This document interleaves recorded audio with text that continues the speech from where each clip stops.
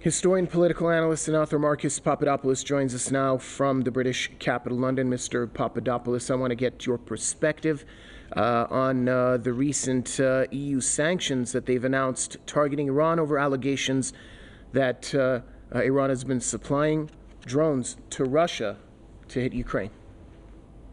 Well, given that the European Union purports to continue supporting the JCPOA, Brussels' sanctions on Iran will hardly inspire confidence amongst the Iranian leadership that the Europeans genuinely are committed to the preservation of the JCPOA.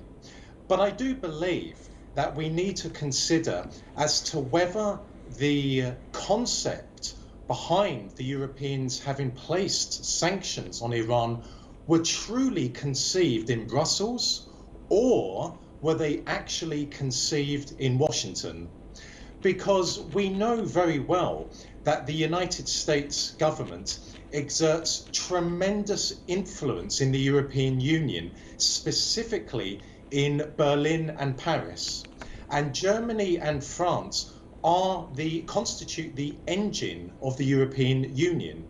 And we also know that the Germans and the French privately have very grave reservations about placing sanctions on the Russian economy and sending vast amounts of financial assistance to the Ukrainian government and considerable amounts of military equipment to the Ukrainian government. So in light of that, I believe that ultimately the Americans have dictated to the European Union to take action against Iran over Iran having allegedly supplied drones to the Russian army, which the Russians are now using in Ukraine. I believe that the Americans are attempting to weaken Russia in Ukraine by attempting to weaken strategic allies of Russia, such as Iran. And what I would say to the European Union is also this: if Brussels is genuinely committed to preserving life and is sincerely committed to human rights, then why doesn't the European Union sanction both America and Britain over Washington and London's arms supplies to Saudi Arabia?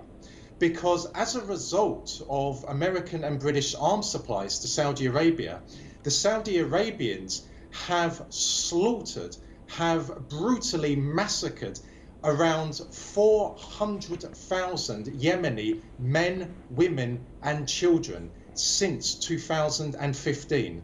Ultimately, Saudi Arabia's war in Yemen is America and Britain's war.